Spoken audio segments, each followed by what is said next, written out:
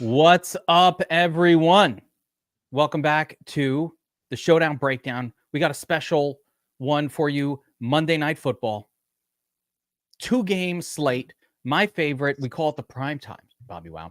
So we've got showdowns tonight, but we got primarily a prime time 2-game slate to break down for everybody. I'm excited to talk this one out and kind of go through all the different angles. So let's jump right into this thing, Bobbywow. It's you and me today. We are appearing earlier than usual because we know there's a lot of football to be played tonight and a lot of contests to make lineups for. So we had to jump in a little bit early. I do want to send some congrats out, Bobbywow. Yeah, let's do it. So it was a pretty special weekend. A lot of people, I don't know where they got this idea, but they rolled with Big Red Andy Dalton this weekend. Don't know where they would have heard about that from. Yeah, who knows? Certainly not me. Certainly. I mean, somebody must have talked about it because all we have is winners everywhere. This is the contest that I've been begging people to enter. I'm actually in 12th place in this one as well this weekend, but this is that big NFL rush. I told you to enter it too. FanDuel giving away free money. Maskey gets in there. He's got 5th place. He's got 2nd place. He's also got like 9th place. He placed 2 in the top 10. That's amazing. Yes, right? That's awesome. Not just him. How about Sliders, my boy, coming back again? Sliders, 150K slant. These are different lineups.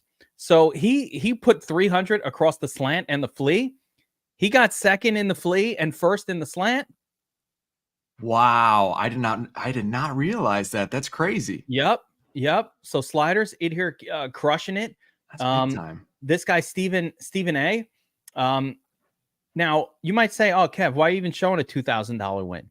What's so special about that?" This is a quarter game, the mini max. This is a 50-cent game. Stephen A. takes it down, and it's just a reminder that the Domination Station Optimizer is here to. I don't care if this was the Millie Maker or the quarter game. This $2,000 is just as good as if you won $1 million. That's a score worthy of a Millie Maker takedown. So great work by Stephen A. And of course, speaks to the Domination Station. Here's another really cool screenshot from this weekend of the 150K mini max, the main slate, and it's just DFS Army, DFS Army, DFS Army all over the top screen. So the Domination Station Optimizer is doing the work. It's here. It's paid to do. Jesus, man. People are letting Jesus take the wheel. Yeah. Let Jesus take the wheel, baby. Let's go. So we've got a 2-game slate, Bobbywow. So anyway, can I voice a complaint before? First off, congrats to the winners, but why the heck do they not schedule these games further apart? Why can't we get the early one a little bit earlier and the later one just a little bit later so we can enjoy 2 football games? I wish I knew. I love watching a game in full. Like my joy in life is watching a full NFL game without having to watch 5 of them simultaneous. Yes, exactly. And why is that not working out? I don't know, Bobby. I have no idea. What I thought you might have some insights. Why they're doing this. What time is the start? 19:30 and then 45 minutes later. So I guess, 7:30 and then 8:15. Yeah. I mean, the fact that we have 2 games on a slate is I will take it. That's awesome. But man, space these out a little more, NFL. Come on. Yeah. Now, with this being said, Bobbywow, I have looked at some of the ownerships are crazy. And if you look at this this 2-game slate, it's really, really the best I would put it is really interesting because we have a slate here where, let's see, I don't know. I'm trying to find some locations for our heads here. That lets me show the screen as large as possible, but little version, little corner version. But I looked through the salaries on the 2-game slate already, and I've been making lineups for this. I wanted to be super prepared for this breakdown. And you're leaving salary over on DraftKings. Yeah. I believe that Jamar Chase is projecting. Yeah. I mean, this is one of the highest ownerships I've ever seen on a player, 82% owned. Bobby, what would Bobbywow do when there's a guy who's 82% owned on any slate for any reason, regardless of how good the spot is? Look, I am high on the Bengals and high on Jamar Chase. I think this is the week they blow the roof off with their offense. But That's a lot of ownership for a guy that's had 6 catches so far this season, which is You're a not lot. you're not gaining much edge there, but I will say some of these other ownerships are a little out of whack. McLaurin, 50%, he's done nothing this year. Christian Kirk's done nothing at 30% ownership. So I do think there are ways to get unique and different on the slate without having to be completely bonkers.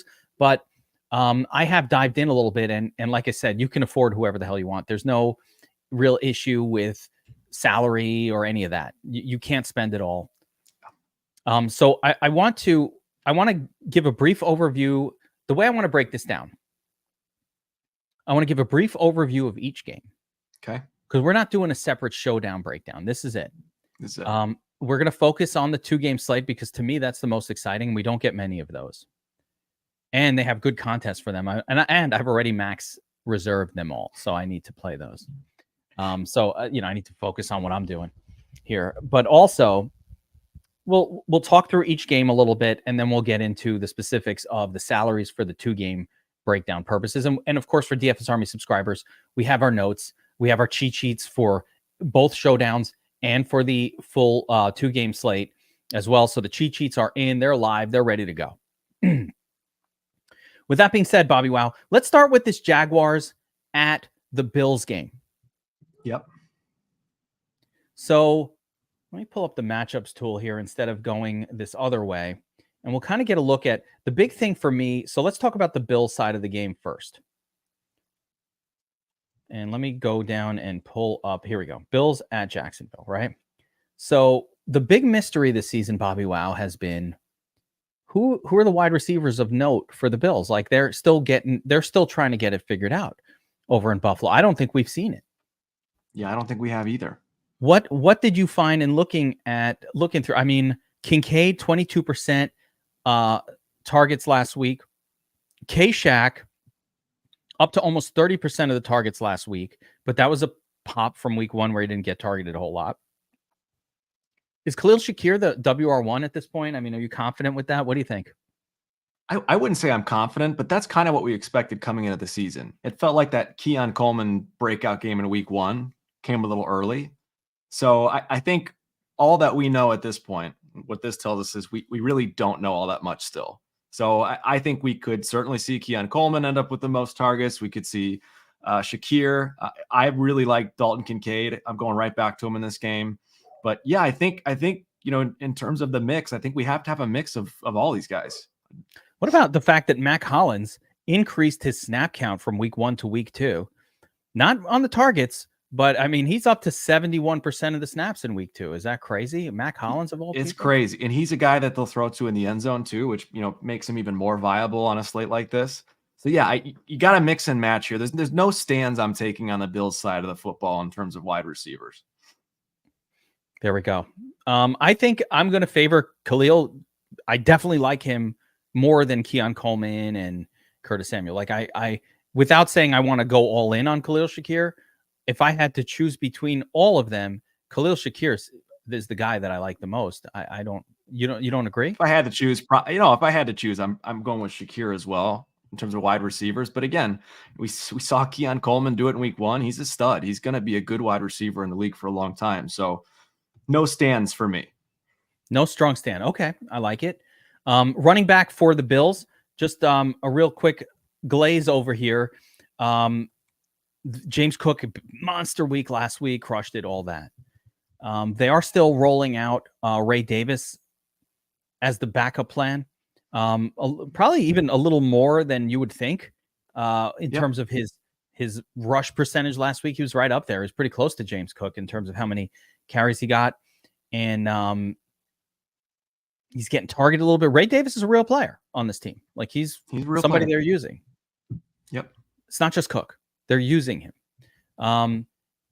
So we'll see a very similar situation in Cincinnati as well, in Washington as well, with Brian Robinson and Austin Eckler. Very similar. Yeah, they're using both of them. And again, this slate is not one that's chock full of running backs that you're confident in. That's another thing I'm noticing. I've already decided I really like double tight end this week and some weird shit for the 2-gamer. We'll get into that. But yeah, Dalton Kincaid, The snaps weren't crazy great either last week, but they're throwing to him at a decent clip. But man, if you thought that Kincaid was going to come in this year and just there were going to be no knocks and he was just going to get all the tight end work, that is not what's happening. Last week, though, he did. he caught the first 2 passes of the game, and on the very second pass of the game, someone came in and kneed him in the head. So he was out for like a good chunk of that first half, and even going into the second half a little bit. So that's why that snap count looks so bizarre for him. I love it. That is some important knowledge that's not showing in the statistics, and I had forgotten. So that's good too. Great little knowledge nugget right there, Bobbywow. Didn't need to throw last week either. They've been doing that defensively. And by the way, the Bills might do that here again. So let's slide over to the Jaguar side of the matchup sheet and just get a quick look at, so one of the things I wanted to look at is ETN. So he got 65% of the carries last week. And then I don't know what happened to Tank Bigsby, but they rolled in Dearness Johnson for the backup role last week. Did they bench their starters at the end of the game? I think Bigsby is dealing with some injury issues. So I want to say he's even still questionable for tonight. I haven't seen him that he's been fully cleared to play. So that's partially why Dearness Johnson is on the slate. I mean, if Bigsby is out at all, I think it's just net positive for Travis Etienne. And yes, a lot of people talk about it. You almost can't not leave salary over. You almost can't. Like, it's difficult to spend it all on this 2-game slate, or it's not difficult, but you almost can't spend it. Especially if you choose not to use Jamar Chase, you almost can't spend it. It's almost one of those games where you got to kind of cover up the salary with one hand and make sure it's not influencing who you choose, because that is a big mental block for me, at least, where it comes to like, I'm leaving maybe $1,500 on the table, and I'm like, oh, I could play this guy and only leave $600. But in reality, leaving more was a better play. So yeah, just keep that in mind. That's a good point to keep in mind as you're building. I would almost turd hat bet you, but you'd agree, so it wouldn't work, that the on DraftKings for the 2-game slate, that the nuts lineup will leave 1,000 or more salary left over. And we've seen as much as 5,000, 6,000 on slates like these. So yes, I agree. Double tight end, a possibility as well. So Brenton Strange, one of those tight ends that people might want to be looking at this week is Brenton Strange, who's filling in for Eric Ebron, Evan Ingram. I told you. Good. That's good. Did I ever tell you that I have good. an issue with I've told you this before. E. I use first letter of name association, and it messes me up sometimes. But they're so similar too. I know. I thought you did it on purpose because Ebron with the injury issues and okay. No, Eric Ebron, Evan Ingram, right? So he's in there for the injured Evan Ingram. 22% target share last week. Great. Okay. He's super cheap on the slate, like almost free. And he is a relevant player on this team. I think a couple other things. We're looking at the wide receiver group for the Jaguars, and Gabriel Davis, 25-ish% on the season, 25% last week. So Davis so far has been out targeting the other guys. Do you have a preference between these three? I don't know, man.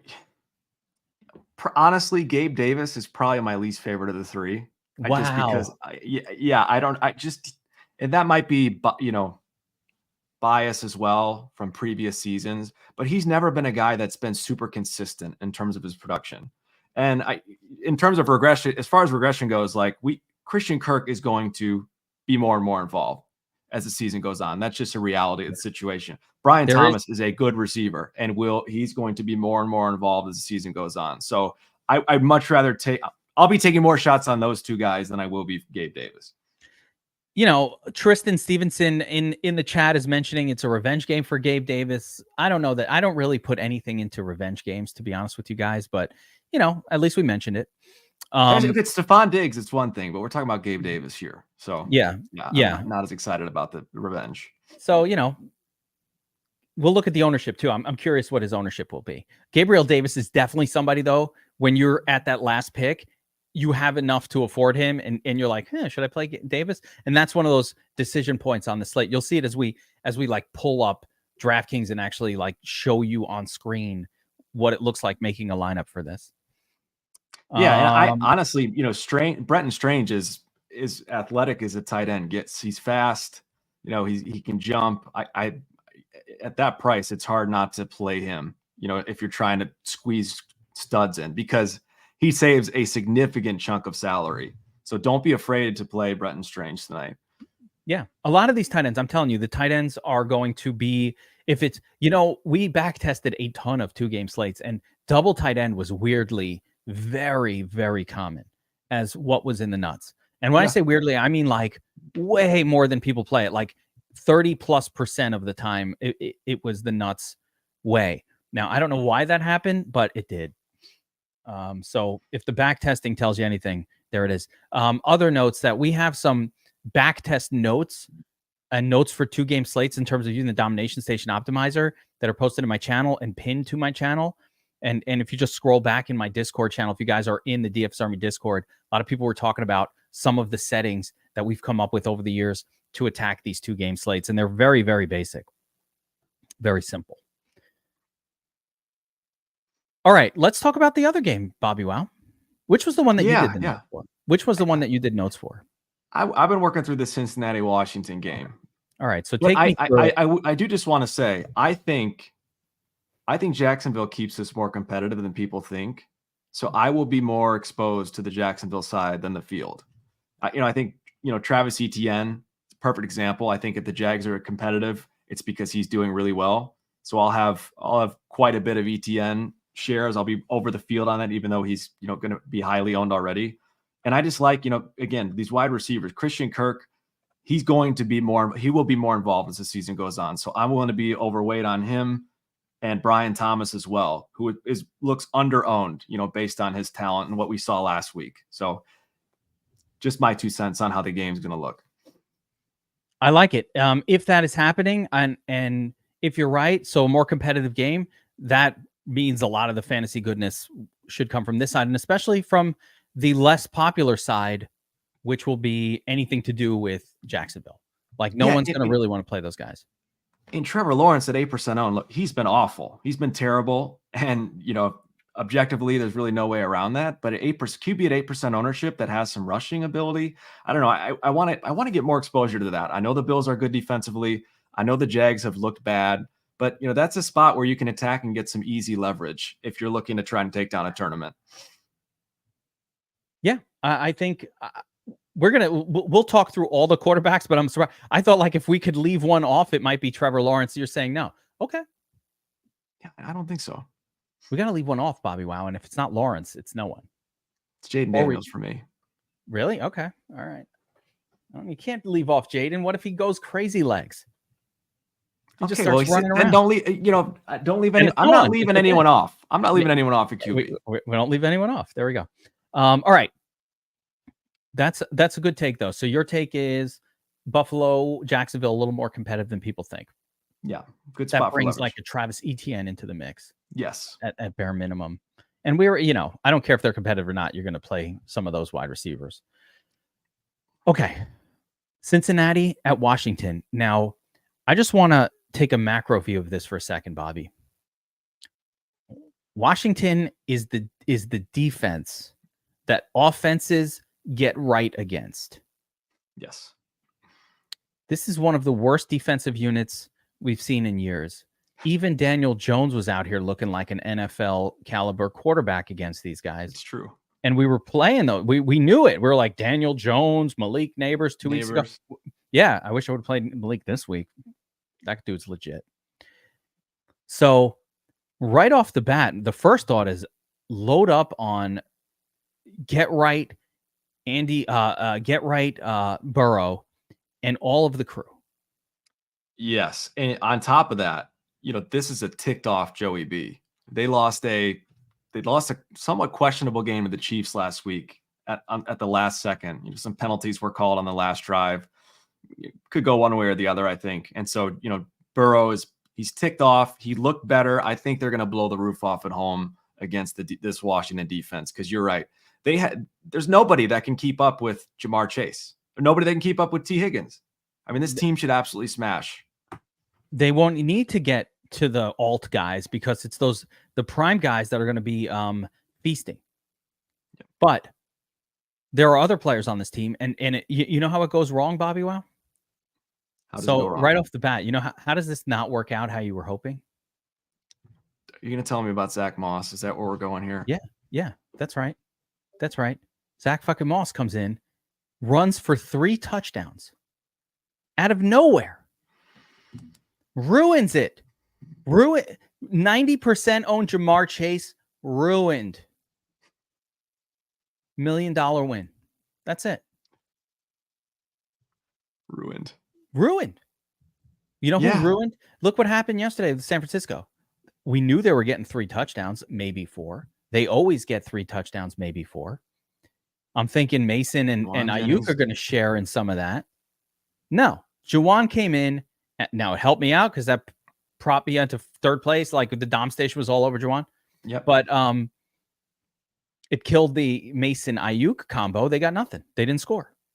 Unusual, but weird shit happened. Certainly possible here too. Zach Moss, and I put it in the notes. He is at best a serviceable running back. He's not glamorous.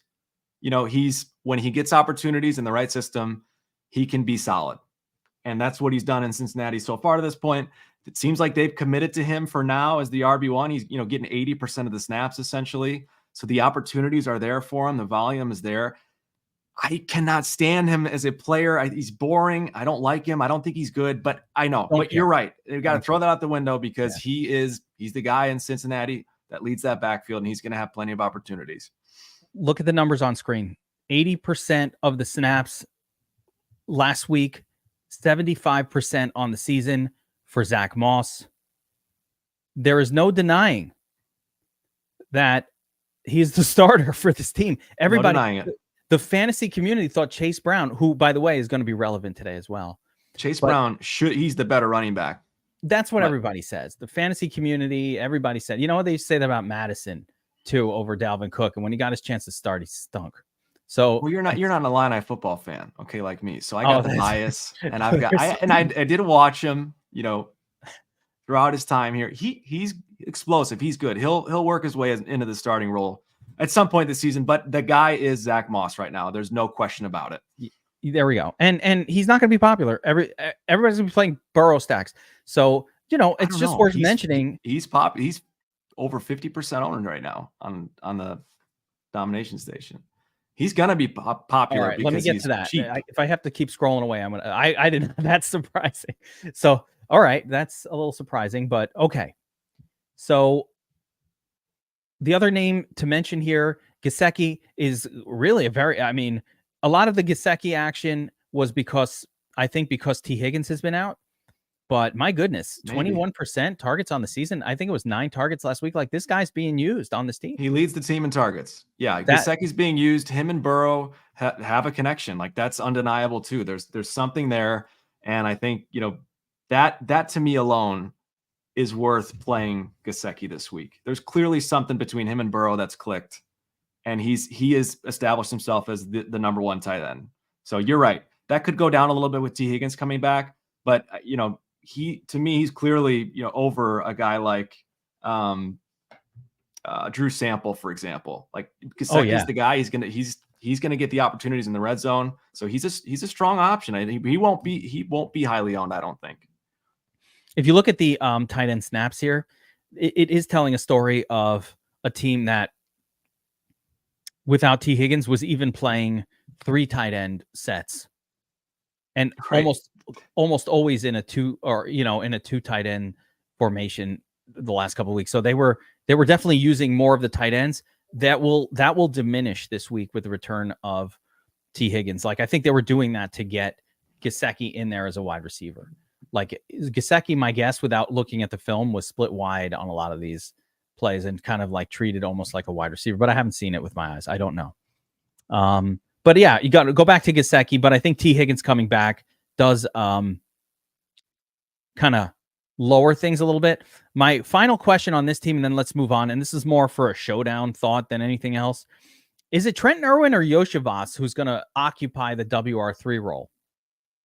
It's Yoshivas, who I think is technically the WR3, but I don't know that either will see a significant number of targets in this game. I think it comes down to Chase and Higgins. Higgins sounds like he's a full go. He's 100% no snap count. He said he's ready, feels great. So yeah, it's tough to imagine like Yoshivas getting 5+ targets in this game. And Irwin, he hasn't been doing it without Chase. So why should we expect him to be doing it with Chase? With Higgins. Yeah. I'm not excited about either of them. Reminder, guys, smash that like button.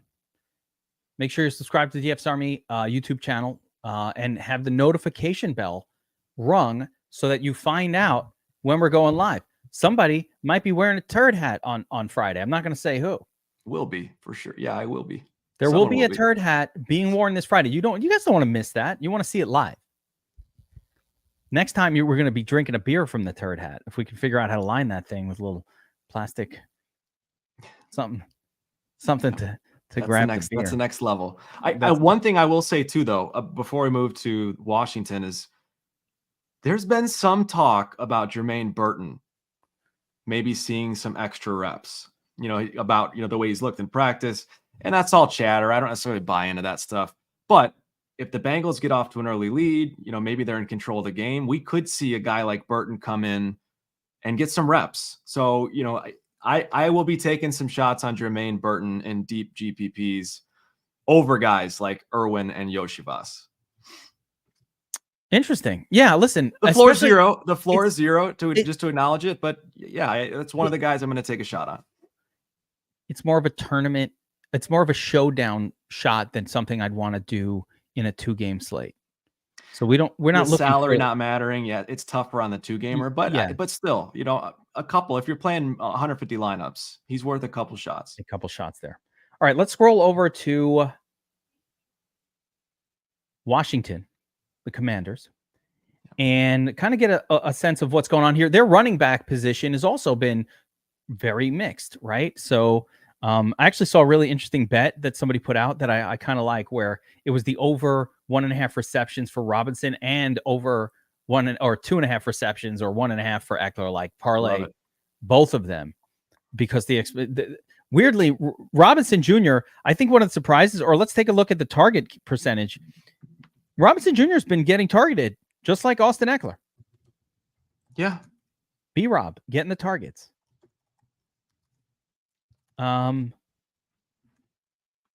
Snap percentage slightly favoring Brian Robinson. Rush percentage 2-1 Robinson. So Robinson 18, Eckler like 9, and then they're getting an equal number of targets per guy. So I think it's really 3-1, in terms of Robinson with Eckler, because Daniels factors into that equation. So yeah, Robinson getting more like, three rushes for every one of Eckler's. Yeah, that's right. That's fair. I looked at the number is skewed because Jaden Daniels is getting as many carries as anybody. And he's right up there too. So, but Eckler and Robinson are both have to be super live. Zach Ertz has been functioning as the prime tight end. They drafted a guy, but he's not really doing anything. He's not even on the field. He hasn't caught a pass this season.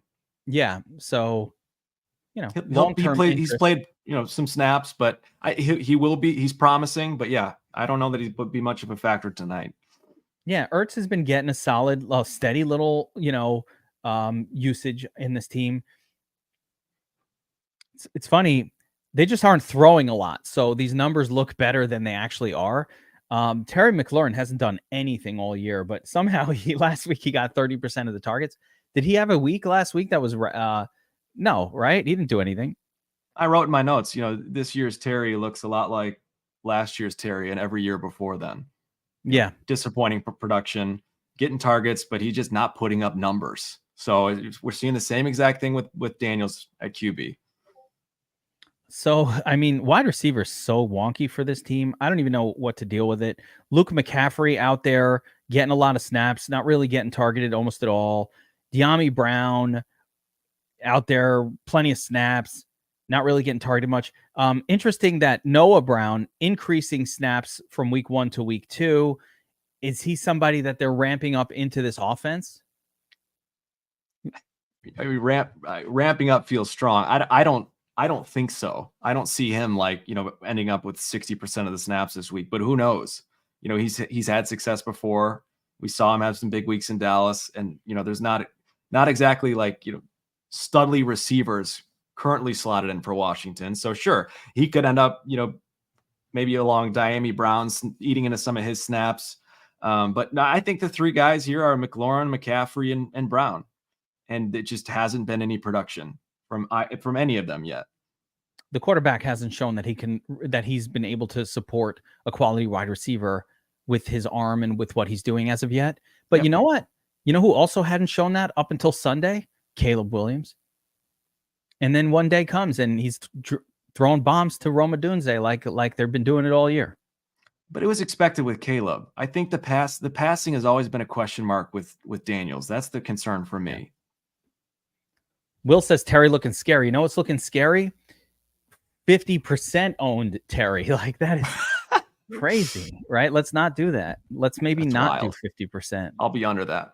Yeah, I mean, it's not like you got to go crazy, but maybe like guys who are terrible or haven't, like if a guy is averaging 6 fantasy points per game, this number is relevant, guys. This is how many, like if he's averaging 6 fantasy points per game and he's going to be 48% owned.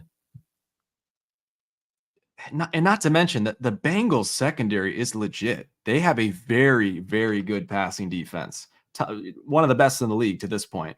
So it's not going to be easy. Not going to be any easier for McLaurin or Daniels. My man. Okay, guys.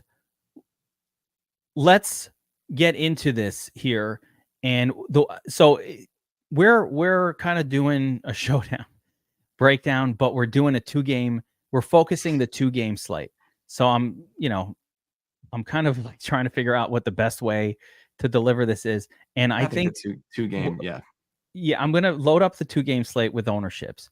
And what I'd like to do with you, Bobbywow, is talk through each position group and kind of like, all right, let's get down to business of individual groups. So let's start with the quarterback position and let's look at it as a whole. I'm blowing up my screen a little bit so you guys can see it a little bit better. We've got 4 to choose from. Josh Allen and Joe Burrow are both projecting 35, maybe 40% ownership. That's who everybody's on. T-Law is the least owned, 8%, rightfully. Yeah. And then rightfully, Bobbywow. Right. It should be the lowest. Agreed. And then Jaden Daniels bringing up the rear here with the old, I got legs and I know how to use them.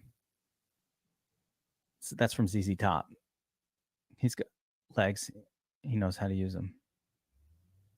It's before your time. You don't even know it. That's why. It's before your time. Don't be embarrassed. It's fine. I'll buy whatever you're selling, Kev. So all right. So he's got legs. So Josh Allen, we know what he can do. He hasn't needed to be stacked with almost anybody. And I'm pretty sure week 1 of the season, a naked Josh Allen was enough to win you $1 million in that particular. Although the better play was Baker Mayfield. What's up, Burns? Pour one out for my homie. But Josh Allen got there naked. Joe Burrow. So who's your top pick here? I mean, it's tough not to say Allen, right? I think Allen's the safest pick. If you're playing cash games, I think you plug Josh Allen in and move on. That said, I think the field is going to be higher on Allen when push comes to shove and everything locks up. I think Allen's going to be closer to 45% owned, and maybe even push 50% just because, he's regarded as the safe guy. And people are going to say, I have the money. Why don't I spend it on Josh Allen? So I do think ownership wise, he's going to be, even higher than he's projecting now. He's the safe pick. I think Burrow is, to me, the best pick. He's got that 100 rating in the DS. He's got T. Higgins back this week up against arguably the worst defense in the league. Tonight should be Joey B's night. So he's my favorite tournament quarterback. I haven't done the first look, but one of the theories or one of the things I want to talk about is like we're starting to see which defenses are bad, and we're starting to see that it's consistent. Like teams score a lot of points against you. Next week happens again. And the flip side, against some of the better teams like the Vikings, where we said at some point we need to stop targeting the Vikings defense, like just stop using players against them. They're very good at this. And same thing with the Bears. They're looking like a really good defense, not a defense to target players against. Right. The Washington defense is a defense to target players against. Like you want to look for who Washington is playing and pick all the offense against them. Yes. They're bad. It all works out until Zach Moss comes in and scores 3 tutties. Everybody's like, fucking Geek said that shit. And then it takes it all. Like Burrow's just looking great, but he ends up not, needing to do anything. They're just too easy. So they do have a tendency to throw at the goal line. Maybe that was just with Mixon. I don't know, but it felt like the previous couple of seasons, the Bengals throw when they get down near the goal line. But again, except for that one Mixon 4 touchdown game, where except for that one Mixon game, yeah, anything can happen. Yeah. But yeah, I agree with it. I think Burrow's a very easy, comfortable stack too. You got Chase Higgins, Gesicki, Chase Gesicki. Yes, exactly. Gesicki. It's like I already see the optimizer doing it. You don't need to get crazy. You're probably avoiding the one rule I'm probably making if I'm rolling with Burrow as my president, then I'm not probably using Zach Moss in that one. Like that's probably where I want to downgrade Zach Moss. I'm not going to fully make a rule to exclude because it is a 2-game slate, but I will definitely use the sim boost to decrease his projections significantly when Burrow's quarterback. Yeah. And again, with every very obvious Burrow, Chase, Higgins starting approach, be aware of how obvious that is. And then the rest of your lineup needs to have a twist in there enough to give you any kind of a chance to have uniqueness in it. Because if you just kind of, I don't want to throw the obvious, but like if you throw it up on screen, it like builds itself. Burrow, I will throw it on screen here. Burrow, Chase, Higgins, right? What's your first thought? Well, I got Chase and Higgins, so I won't play Moss. Fine. Let's throw Cook in there since I'm not playing Josh Allen. So probably Cook is doing it, right? Maybe throw in a second running back like a Robinson or McLaurin. But at this point, your lineup is already pretty much built. Pick a tight end, pay up. Now we're going to go down. We'll choose one pay down wide receiver or pay up, and then we can double tight end it. Basically, from here, you can do whatever you want. You play K-Shack here, and then you can double tight end. This is actually a pretty nice line. I think I'm going to play that shit. What's up? Right? I kind of like it. But, you could double tight end this approach. But this is how every freaking lineup's going to look. So keep it in mind when you're building that might be a little too obvious, but I put it in because I don't like to waste what I just did. It'll be obvious, but we also have to remove our showdown bias too, because this is a 2-game slate. So meaning, while it will be obvious, it will be split up more than a showdown slate. Yeah. So like you don't have to get as unique as you think at these the quarterback position to take down a tournament on a 2-game slate. Don't overthink it. Josh Allen, super obvious as well, going to be the high owned. Then you have Jaden Daniels and Trevor Lawrence. Jaden Daniels has not really produced a quality result from a wide receiver yet this season. No, he hasn't. Does he need to be stacked? Is this a naked play? Or even just rolling him with his running backs? I don't mind the running backs. Eckler is probably as good of a receiver, and Robinson Jr. is probably as good a receiver as anybody, no? I will absolutely not force a stack with Jaden Daniels. No. Unstacked Jaden. Because if he's doing it, there's a 95% chance he's doing it with the legs. Like the stack isn't even helping you. The Bengals secondary is really, really good. It's top tier. So I really think he's going to struggle throwing the football. If he's getting it done, it's because he's having a performance similar to week 1, where he ran for 2 touchdowns and 90 yards. Yeah. Now, one guy who would shock the world and get it done and win you the tournament because you'd have such lower competition is Trevor Lawrence. But I'm going to caution and say this. We've seen these on these 2-game slates. last year, I think it was like we had a slate where it was Easton Stick who was the best scoring quarterback. Yeah. Weird shit happens in a 2-gamer, guys.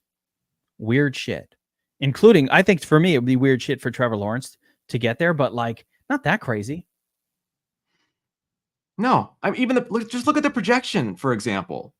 He's only, 5 points away from Burrow as the top projected guy. Like it's not that different. Again, Burrow's a significantly better play. Don't get me wrong, but Trevor Lawrence is a formidable quarterback. He's done it before. He's got rushing upside. So yeah, again, for deeper tournaments, you have to at least consider him. Just a whole side note though, Trevor Lawrence needs to be better, bro. Come on. Like all the talent is there, the speed. I don't know why I can't put it together. I blame the Jaguars for being a terrible franchise. Like I think that might be the problem. I don't think it's Trevor. Yeah, and I sure hope not. But we may be having the same conversation about the Bears a year from now. The Bears are not known as a franchise able to bring a quarterback along, and they haven't done it yet in their history. So, I mean, it's only been 90 years. It's only been 90 years, maybe now. But I'm a Jets. Jets are the same. So, I feel you. Not every franchise can bring a quarterback along, I guess. All right. But Trevor Lawrence, if we're stacking him, you know what to do. Click 2 names that are attached to you. He must be stacked with 2. If Trevor Lawrence is winning us the tournament, though, this week, I think he also ran a touchdown in. He's using the legs a little bit. He can do that. Yeah. But yeah, mix and match. I think I'm stacking it with 2 as well. And you've got 4 guys, to choose from. So mix and match those 4 guys and 2+ stacks. I think that'd be really unique. Any preference? Brian Thomas, Kirk. For me, it's Kirk and Thomas. But again, the tight end is so cheap. You could stack 3 guys. Yeah, with them too. You can even get the 3rd one in there. I think the sim boost is going to come into play quite nicely here. All right, let's run through the running backs available to us on this slate. And you'll note that, like, it's funny, when I was first looking at it, I was basically discounting Zach Moss as like not even a real choice. But having seen that he's getting 80% of the work, I think he is a real choice. Look at the ownership. Oh my gosh, Zach Moss 50. Everybody's 50%. The hell is going on here? 60% ETN, 66% Cook. Robinson Jr., who I think is a good play, but I generally like winning team running backs. But nonetheless, he's been doing fine. 35%. Zach Moss getting the big projection out of nowhere. 51% ownership. And then your 2 backup guys, Eckler and Chase Brown, coming in with 15% ownership share. Is there anything wrong about this? Do you have anybody that you feel comfortable going higher or lower on? Bobbywow, what are we doing here? There's nothing wrong about this. I think this is what I would expect, and this is fair. I think makes sense to me as far as how ownership is spread out. I don't know that I'm diving head first and going all in on one of these guys to get leverage up top like an ETN. I do like ETN a lot because the Jags, I think, are going to be competitive and they're going to be throwing him the football, giving him the football. The one guy that I'm maybe more interested in than the field is Austin Eckler. I think Eckler is a guy that could see an expanded role in terms of receiving attempts as a pass catcher. Washington, their defense stinks. They're going to be playing from behind. It's all but inevitable at this point.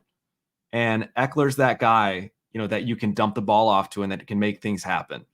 So to me, on DraftKings in particular, Eckler, I'm gonna double the field on him at least. Like it. I think he's a guy that we can take some more shots on. I feel like Eckler being the veteran as well. I don't know why I think this, but like on a primetime game on a Monday night will be a little more electric than he might be on an average Sunday. And Eckler is really big into fantasy football and a lot of stuff like that. And the spotlight's on right now. He might want a little bit more action than usual. Yeah, I agree. And we saw the fire from him last week. He made a big play and was pumped up out of him. I mean, like, the dude wants to compete. It's not like he's checked out or anything. And he's getting opportunities. He carried the ball 8 times last week. He had 4 targets. Like, he's going to have chances, and I think he'll have more chances as a pass catcher than we've seen at this point. So, again, not an all-in play. I'm not extremely confident, but he's a guy that I am going to be overweight on. Yeah, I think that's a good way to get unique too. You've got to play these 16% guys because that's like the closest thing to being unique that you could almost get at running back anyway. And the other way to get unique is like either not playing 3 of them or playing 3 of them. I don't even know. Yeah, and one other point too. Washington has made it clear that they want Jaden Daniels to develop as a passer. After week 1, everyone was excited about how he did running the football. Number 1, it was in garbage time, so I don't put any stock into all the production he had. The Bucs were up by a bunch of points and we're sitting back. But number 2, the coaching staff has said we want to see him throw the football. We want him to be a throw first mentality, and we saw that happen. We saw the shift. He had 6 less rushing attempts in week 2 than he did in week 1, and he had 5 more passing attempts than he did in week 1. And this was a again competitive game against the Giants last week, but I think that's real too. Is he going to run the football? Yes, he's going to use his legs. But the coaching staff has been clear. They want him to become a guy that has a pass first mentality. So just something to keep in mind as well. Who knows if that plays out. He's clearly a weapon with his legs. He needs to lean into them too, but that's been an emphasis on the Washington coaching staff. So we'll see if it plays out again tonight. Naked Jaden for the uniqueness. It's unique. I love how much he runs. I hope they don't slow that down too much. 10 rushing attempts, 16 the week before. We need to keep getting 10. If we're going to get a score out of Jaden Daniels that is potentially better than what Burrow and Allen can do, he needs to run it 10 plus times. You got to pray for garbage time, in my opinion. I don't think he's getting there unless he's getting garbage run. I think the garbage time is going to be early because Cincinnati goes up like 28-7. That's certainly possible. Yeah. Yeah. Could see that. And then that might get us that extra Eckler action that we're hoping for anyway. And that's what I think. I think if they go down, I think the coaching staff is going to say, hey, let's hone in on the passing here. Let's focus on pass first. Eckler's, he's the safety valve and he could get some more dump offs. So that's how I'm rolling. Let's jump over to wide receivers for the 2-game slate. I've got them sorted by salary. And you could see right at the top, it's let me again make this bigger, but you could see right at the top, 82%, 83% own Jamar Chase. That's as much ownership as I've ever seen a player projected for anything. Yeah. That's a lot of ownership on Chase. I like Chase. That's a lot. That's a lot of ownership. Now, you know what my back testing says, Bobbywow? My back testing for 2-game slates says even when a guy is as crazy good of a spot as Jamar Chase is, and no one will ever see a better situation than Chase healthy with Burrow against Washington. Like that's the best matchup of the year. It says even when that's the case that we should limit them to 50%. We should be under the field on him. Yeah. I think that's good. That makes full sense to me. I don't think he's a guy that you want to full fade by any means. No, not full fade. The reason the back testing showed the 50% is because we noticed at one point that you're like when he was the nuts, it really didn't make a difference in your top score going from 50 to 70%. It just you're giving yourself a chance if he goes off like expected, but also you got leverage on the field if he doesn't. I love that strategy. I'll be doing the same thing tonight. There it is. So, I mean, I will tell for those of you guys watching this. Yeah, Jamar Chase is the best wide receiver play on this slate. He's got the highest upside of any individual player. But he's 82% owned. And the reality is, if the 83% guy is doing amazing, you're watching your lineups, they don't get better. He scores a touchdown and you win 100%. It's not even moving the needle for your lineups because he's chalk. And he's not going to help you win. He's just going to cause you not to lose or to. Yeah. One thing I'll be doing as well, in addition to limiting exposure a little bit, is using the sim boost to increase the exposure for some of these lower owned guys for lineups that Chase is in, like your Ecklers, like your Chase Browns, those types of players. Because again, you got to get unique if Chase is in your lineup. By the way, it wasn't just Adams yesterday, Kevin Rivera.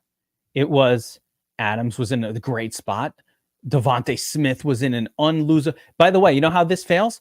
Let me throw some experience at this for a second. You know how this fails? Jamar Chase gets hurt early in the game, comes out, concussion, off the field. No, you can never predict that. The math predicts it. The math says don't go more than 50 or 60% on any player ever.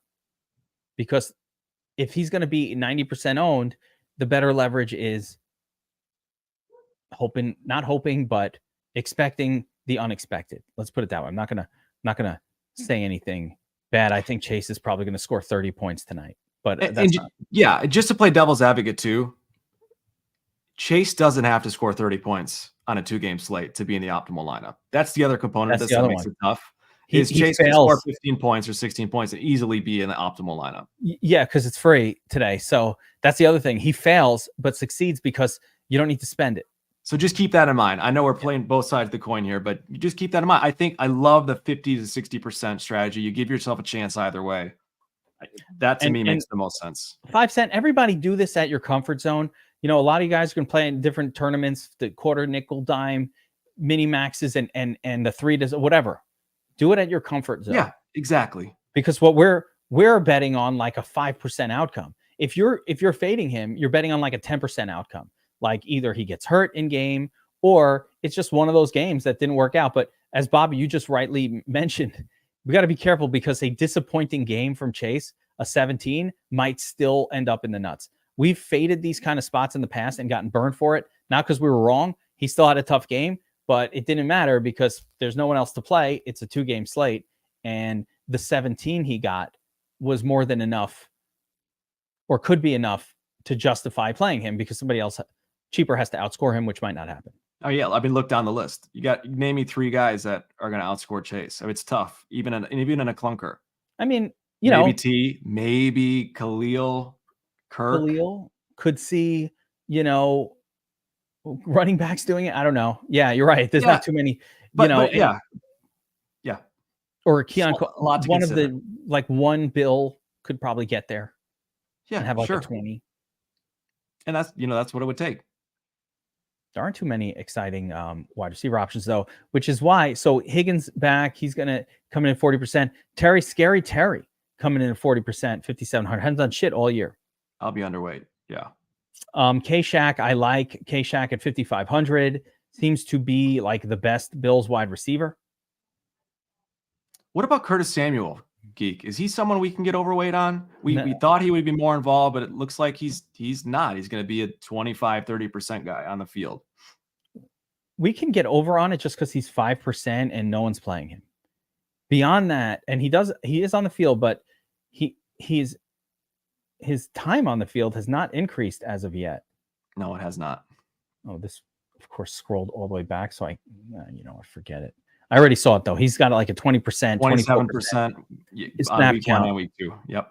Yeah. So no, it's not increased. He was injured though. The reason we can get on it and just be like, let's take a shot is because he was injured during training camp. And therefore, it's possible that they're just ramping him back into the game plan. And all of a sudden, 1 week he'll come out and he'll be doing an end around. Remember they used to have this other guy like McClellan or something like that, or Ian something, or an IM was the initials. And yes. Oh man, I'm forgetting his name. But yes, I know exactly what you're talking about. But like he just come in for a couple. Isaiah McKenzie. Right? Told you with the freaking initials. Isaiah McKenzie. And he would come in for a few plays. I kind of thought like Samuel would be a steroids version of that, but he's not even doing that yet. So all it would take is one play for him. That's the beauty about Samuel. One play, one end around near the end zone. The guy, he's on the field for 28% of the snaps, but he's still got a 12% target share, 11% target share. So they are looking his way in his limited work. Yeah. So I'm with you. I'm going to get a little overweight there. 10-12%, get you double the field. I have an interesting idea. I think one thing people can do if they're running the optimizer is force like at least one sub 10% owned wide receiver into the lineup if you want the uniqueness that way. Yeah. sub 10% owned guys: Curtis Samuel, Yoshivas, Luke McCaffrey, Irwin, Noah Brown, who I kind of like, De'Ami Brown, Mac Hollins, who I mildly like, even Olamide, or your boy Jermaine Burton. Like, did I say that name wrong? No. I just can't believe he keeps popping up somehow every year. Olamide, yeah, he always finds. I don't know. He always finds his way on another team. So, I think your nuts might come from this group, the sub 10% crew. Maybe I'd add Keon Coleman. Maybe let's call it like sub 11%. I don't know. Wait, Keon Coleman's 25, so no. We're looking at Curtis Samuel, Yoshivas, Luke, or nothing could come from this. But if you had to pick one from this group or two to go a little over the field on, who are you picking? I think it's Curtis Samuel. Luke McCaffrey would be another one. Noah Brown, potentially. And then, get super silly would be Jermaine Burton. Okay. Super silly, 150 lineups, throwing a couple darts. I totally agree. I mean, the only one I'm throwing in there, Mac Hollins, I'm seeing something with his increasing snap count that makes me mildly interested. I like that he got more snaps. I agree. And he's got some touchdown upside too. Yeah. And I also think the Bengals haven't quite figured out like who their WR2 really needs to be. I don't think it's De'Ami Brown. I'm telling you, De'Ami Brown getting all the snaps. De'Ami Brown's been on this team for multiple years and have done nothing. Absolutely nothing. I drafted that dude in Dynasty. I've watched his career for the last 3 years. He was a drop in Dynasty. He's somebody you're like, he's dead. His career is toast. Forget him.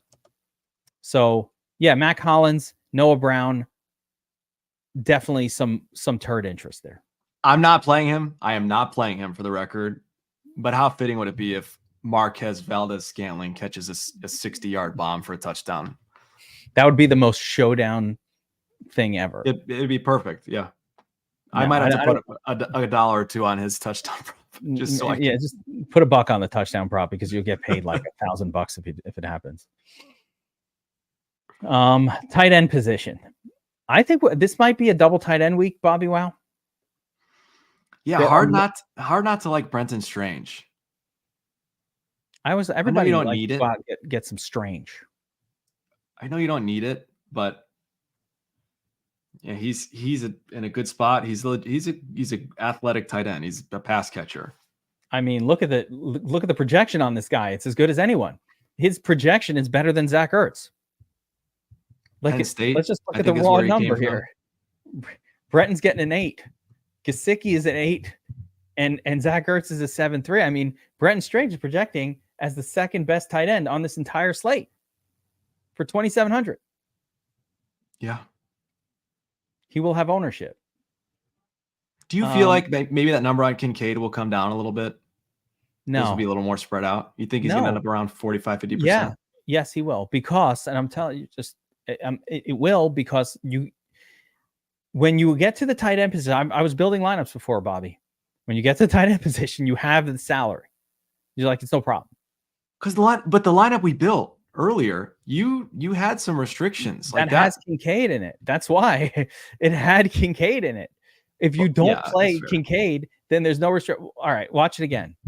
Again, I'll just do a Burrow version. Maybe it's because I'm more high. Maybe it's because I'm more high on guys like ETN. So I will maybe need some more salary savings.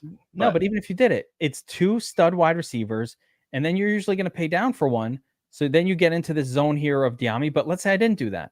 Let's say I just did 3. You put the running backs in here. All right, get Zach Moss in there. Get one of ETN or Cook.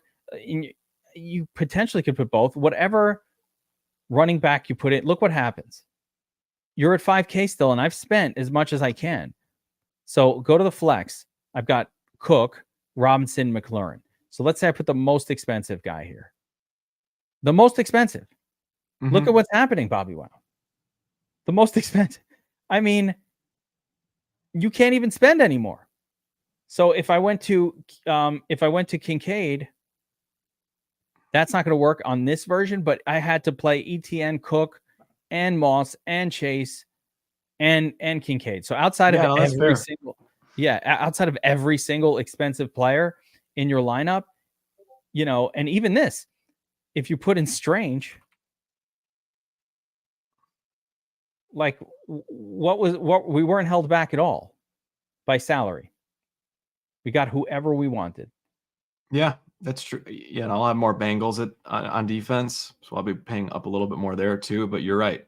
But it's not Really not an significant. issue. 31, 29. I mean, $200. all of this is super insignificant. Like, okay, so play Keon Coleman instead. All right, whatever. So I'm just saying you're going to end up in a spot where this last spot here, you might go, oh, let me play Kincaid here. Like, is Kincaid measurably worse than any other wide receiver that costs 5,300? Right. No, he's not. No, I wouldn't, I don't differentiate them between them too much. So the takeaway here is don't balk at a salary that looks scary. Don't, if you're leaving 2K on the table, 2,500 on the table, that doesn't mean rebuild your lineup or tinker. That's okay on this slate. It's well within the limits. Would you agree? Yeah, totally. Don't look right on screen. I played all the studs here, and I'm leaving 2,000 out on purpose. I don't want to leave 2,000. I want to spend it. I can't spend it. I don't know where to spend it. I can't find where to spend it. Oh, Terry McLaurin. Do I really feel like Terry McLaurin is better than Khalil Shakir? No, I don't want him.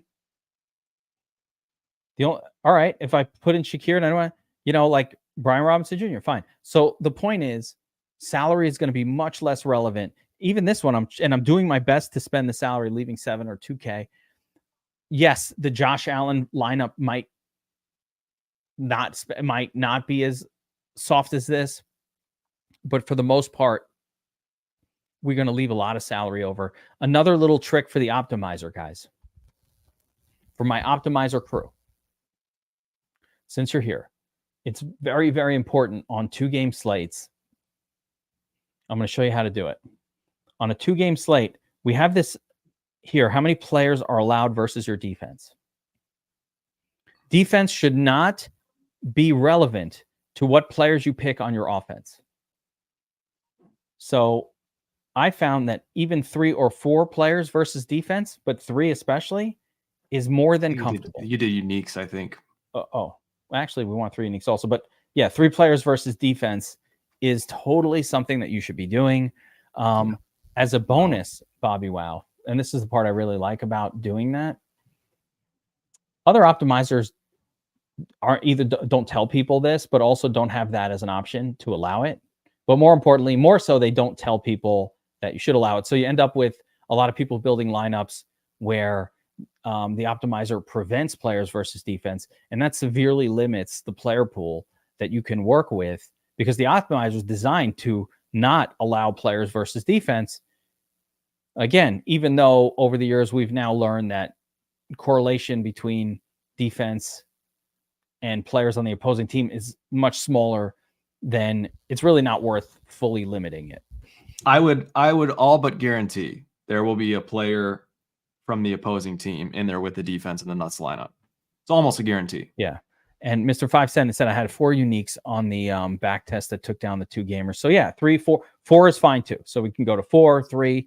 I'd be sort of agnostic to which one, but you can go 4 unique, 3 unique. I think on this slate, if you're going to have that much chase, then you almost want to go 3, because when you have an all-in spot, you need less shuffle on the rest of your lineups. That's a full all-in spot. I would also suggest, even the back testing, that FanDuel, and I'll be doing both FanDuel and DraftKings today. FanDuel requires fewer uniques, and we won't need to dive into the turd zone as deep on FanDuel as you do on DraftKings. Although, really, we're not diving super deep into that. Why are they the most expensive on DraftKings and the cheapest on FanDuel? Why are the Bengals the cheapest? I think FanDuel probably mistaken here, but I think both. So let's talk defense, Bobbywow. Yeah. And by the way, guys, if you're enjoying the video, like button, subscribe, notify, and sign up at DFS Army. Promo code Geek, 10% off. Get in there. What's your promo code, Bobby? Did they give you a code? Wow. No, use Geek. Use Geek. Code. Get the people in there. We want you signed up at DFS Army. Yes, come on in our Discord, hanging out with Bobbywow, with Burns, Josiah. The ladies sign up for Discord just to hang with Josiah. That's true. They're not even that proven. into it. Yeah, they'll play a little DFS, but it's it's 50. It's like an OnlyFans for Josiah. Oh, jeez. I don't blame him. If I was a younger girl, if I was a younger woman, single, in there too. Yeah. Let's talk about tattoos. Got a code. There you go. I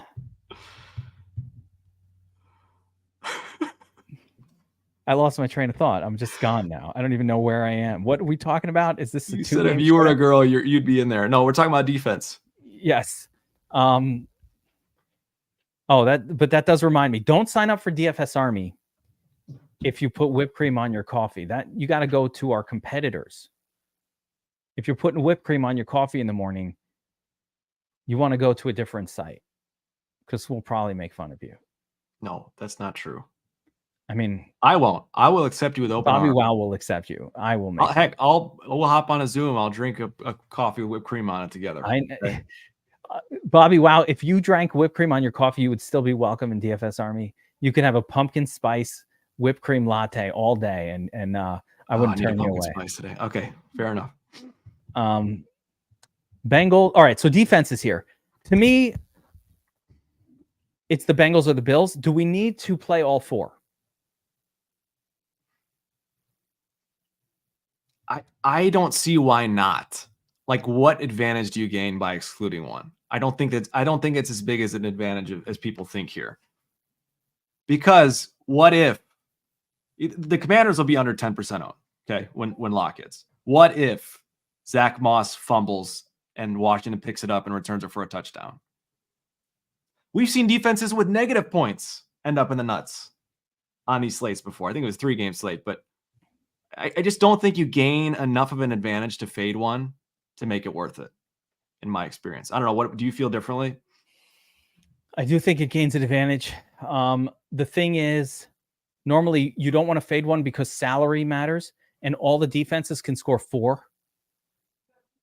And then, if I excluded like the $2,200 shit defense and played a $3,300 one, then wow, that version of a lineup with a cheaper price. In this case, the salaries being so close together, I would say makes it less likely. But still, you're right. I mean, I watched the Jets play the Patriots 3 years ago when the Patriots were still good, and that defense put up like a 20 in a horrifying loss just because they got a turnover. They ran it for a touchdown. Like, weird things happened. Yeah. If it's a single entry, I'm playing the Bengals. Single entry cash, playing the Bengals and forgetting about it. If you're playing like 150 lineups, I would keep at least 10% of the Commanders and the Jags in there, just in case. I don't think I'll be over these numbers. I don't think I'll go more than the 17 that it's showing for the Jags on the road at the Bills. Even 10%, I think, is fine. 10% for both those guys. It's hard to like, the Washington on the road at the back. I might just fade the Washington one or a couple of points just because you mentioned it. Like, for me, it's really bad. I do think though that, let's put it like this: in a bubble, the best one for me would be the Bengals. Yeah, no question about it. If I'm playing single entry, they're my defense. If I'm playing cash, they're my defense. You got to take the matchup against a rookie quarterback. Yeah. And they're good. The secondary is really good, so that doesn't hurt either. I heard Diddy does put whipped cream on his coffee, by the way. I'm just saying. He does that. Fantasy Filer. Burrow still considered good. He's been hurt a lot. I think Burrow is still good, but he hasn't put it all together in a minute. I think he's been banged up a lot. My biggest issue with that team is they're not for each other at all. Like, there's so much drama with the Jamar Chase contract thing. That absolutely is distracting in the locker room. I don't care what anybody says. When it's so much about him, that becomes distracting, and that becomes a problem. I think that's part of it too. T. Higgins hasn't been on the field. That's part of it too. But this team needs to find a way to just come together and gel. I think this is their best opportunity to do it. So I don't think Burrow is bad. I don't think he's washed. I think he's a great quarterback. But Yeah, I think that plays a role. I would tend to agree. And listen, traditionally, Burrow has started slow. We've seen this the last couple of years. They start slow for whatever reason, and maybe that's on the coaching staff for not pushing them hard in the preseason, but they tend to kind of get off a little bit slow. Last year, I think Burrow came into the season injured or something happened. He got hurt. Yeah, and then gets hurt. So I just think there's been a lot of injuries, and then Jamar Chase gets hurt, and like they're never playing together at the same time. So I feel like this team has been snake bitten a little bit, and sometimes teams that get snake bitten, it keeps happening, and sometimes it doesn't. I mean, we'll find out, right? If you're not letting it loose tonight in this game, I think we can start having some doubts.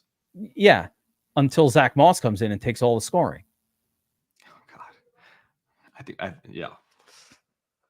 Zach Moss. After this game, we're going to be calling him Zach Boss. I'm going to fade Zach Moss entirely just so I could say you were right and I was completely wrong. It's like Dalton all over again. It's like it's all happening. I can't stand Moss. Ugh, and I love Chase Brown. That's just some personal bias, Bobby. I know. Personal biais can be beneficial. It can also be detrimental. In this case, it's detrimental right now. So nothing to do with this game. All right. So I think we got this covered, guys. Big showdown, 2-game slate. Again, my preference is attack the 2-gamer afterwards. I'm not even going to touch. There's barely any time here. They didn't leave enough turnaround time to do any showdowning. Really, they kind of fucked this. So I'm much more excited about a 2-game slate than I am about the showdown, because we get showdowns all the time and we rarely get a 2-game slate. That is the focal slate. So let's enjoy this. But if you're doing the showdowns, we'll just give a quick. So everything's on the cheat sheets. Do you have any like showdown specific thoughts you want to kind of give on these, like who your favorite captains are for each game, kind of thing? We'll do a little quickie. I'm not prepared for that. Yeah, I think the Bengals game, Jamar Chase obviously is he's the quick pick of captain. I think Joe Burrow is absolutely viable on DraftKings as a captain too. So don't skimp out on him. Josh Allen, James Cook, the usual suspects in the Bills. If you're playing tournaments, you want exposure to all 3 of those wide receivers at captain, Shakir, Coleman. And then, guys like even Curtis Samuel or Matt Collins can be mixed in. But I think it's pretty straightforward, honestly, on the showdown slates. Just follow what we talked about here, and very similar game flow in theory. So nothing changes much. Ownership is going to be, very similar. The high owned guys are going to be high owned on the showdowns. So I think the way I'm playing it is I'm going to go, full in on this 2-game slate, but I'm going to leave a little bit of room. So when Ray Davis scores a 90-yard touchdown in the first half and all my lineups are ruined, I can play a little showdown and have something to root for in that. That's probably how I'm rolling. Let's play a Ray Davis lineup just in case. Let's play a Ray Davis lineup just in case. All right, guys, that's going to wrap it up for this breakdown. 446 live people, Bobbywow, in the middle of the day. Work is now. People are working in the middle of the day. Do you people not work? How are you guys here? All right. Great stuff, everybody. We appreciate you being here. Like, subscribe, get signed up at DFS Army. You want to use the optimizer tool to attack the showdown. Got to sign up right now. Promo code Geek, 10% off, VIP or NFL only. It's time to do VIP, cover all sports, or Core 4 if you're just like main sport people. Do the Core 4 plan, gets you football, basketball, baseball, and hockey. Hockey season's around the corner. NBA season's around the corner. Got big things coming for all of that. So make sure you're signed up. Of course, you want to hang with us again. Bobbywow will be back with me on Wednesday, showdown breakdown for the Thursday night game, and on Friday, tournament tactics, wearing a turd hat. Yep. You have to come up with something to get me in a hat for the next one, but a lot of people watching that show. I'm not sure. It's going to be embarrassing. Yeah, there we go. So make sure to check that out. I will not be doing a Galaxy gas hit. What the hell? Damn it, Dixon Cider, bro. What is going on? That shit is going to kill people. That stuff is horrible. I know about the Galaxy gas. You know about this, Bobbywow? Is it this new craze, isn't it? The youngins? Some jerk figured out that you could sell Whippets legally by claiming it's like to fill up your whipped cream machine at your house. It always comes back to whipped cream, doesn't it? See, here we go again. Yeah, we're back to it. That's what I'm saying, man. Benny's living in a van by the river. DFS made you poor. I get it. That's what DFS does. Play the multipliers. Focus on multipliers. All right. Promo code RAZ to get a Galaxy gas machine off if you're interested. And that's going to do. I actually just heard about that thing, and it's crazy, Bobbywow. I literally saw something on that like 2 days ago. But yeah, that's going to do it for this one. Good luck tonight. What's that? The only thing I'll add is just, sometimes we get to the end of the NFL season and we look back and we're like, where did it go? This is a great time to just stop and slow down and just enjoy it. We've got 2 games on tonight, Monday night. It's a beautiful thing. We're kind of ramping into the beginning to the middle of the season here. Like, let's just enjoy this week. This is awesome. NFL's here. Let's have some fun. Play within your means.